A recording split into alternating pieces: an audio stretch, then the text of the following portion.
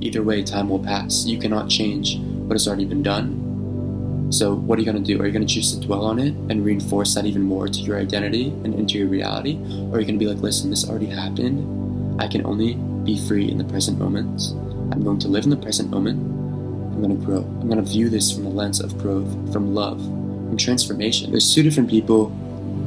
They've gone through the same exact things. One person has this internal state of, why did those things happen to me? Why me? I don't deserve this. The other person has this perception of, this already happened and I can't change it.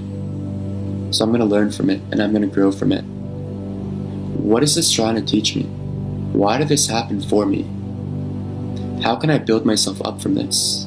I'm so grateful that I went through this because I've learned these lessons. It helped build me up to the person I am and the person I'm becoming. And so although these two people have went through the exact same experiences, because of their internal state and the way they perceive that, the way they internalize those things and what they did after the fact, they have formed a completely different external reality. As within, so without. Life is a mirror, life is reflections. Your external reality is a reflection of your internal state.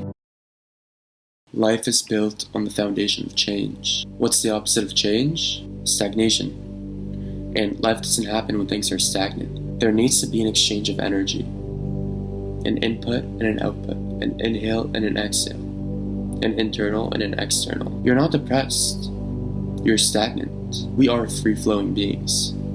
We consume energy and then we release that energy. You need to give yourself that exhale, you need to give yourself that release, because that's how momentum happens, that's how flow happens. I think that our breath is the secret to life. Internal and external. Inhale and exhale. Input and output. The field of creation is your internal state, and the result of the field of creation is what you can physically perceive as your external reality. You have a thought and you take action, and you have a reoccurring thought, you take the same action. That builds a certain momentum, that builds a certain habit, a lifestyle, a worldview. Everything starts internally, and the action that precedes that is what creates your external reality. Even if you try to change your actions, you're going to keep coming back to your standard. You're going to keep coming back to your baseline, which is your identity and your beliefs. Once you believe something, once you think something, then you do something. And that physical action creates your perception, and then that builds your physical reality.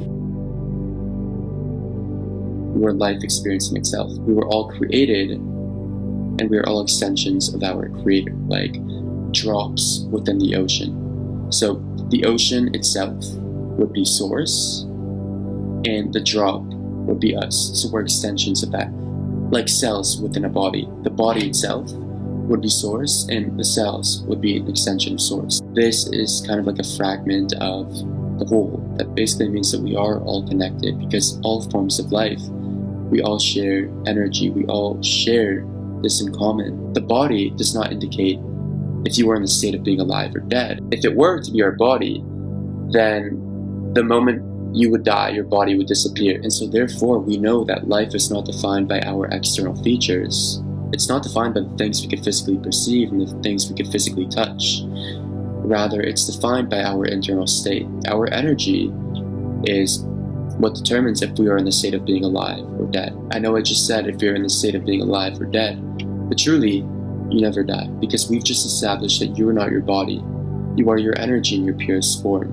And energy can either be created or destroyed. That's the law of conservation. And so if it can either be created or destroyed, well then, it can only be transferred. This goes to show how important our energy is. When it gets transferred out of your vessel, it's being transferred into something else. If we take that same concept of, releasing this energy, creating that exhale, creating that free-flowing exchange, but by directing the energy into things that add value into our life instead of drain us from our value and our life force energy, that creates all the difference. You can't create from the past, and you can't create from the future. You can only be free in the present moment. This brings me on to co-creation, the essence of life itself. There's the creator, and we are extensions of the creator. And because the Creator has the ability to create, and we're extensions of the Creator, we have the ability to co-create with the Creator together. In very simple terms, co-creation is you do your part and God does his part.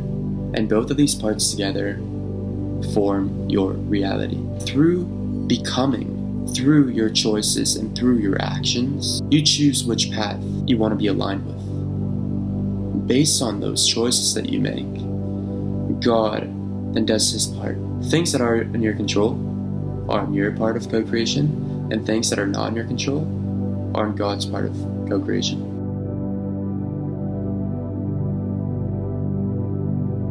Do your best and leave the rest.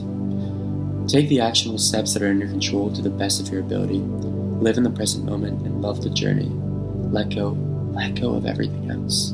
Learn, take action, fail, reflect, bounce back. I truly believe that if you learn something, then it builds you up to who you are today, and you needed to learn that. Short-term discomfort for long-term gain. I believe that if you are seeking growth, you need to seek discomfort, because once you push past your comfort zone, that is how you grow. And we see this all throughout life. Roots form underground, but then once they break past that ground barrier, that's when it flourishes. We have growing pains, but then once we endure and push past that short-term period of discomfort, that's long-term gain. Let's look at different seasons. The cycles of life happen, and the seasons change.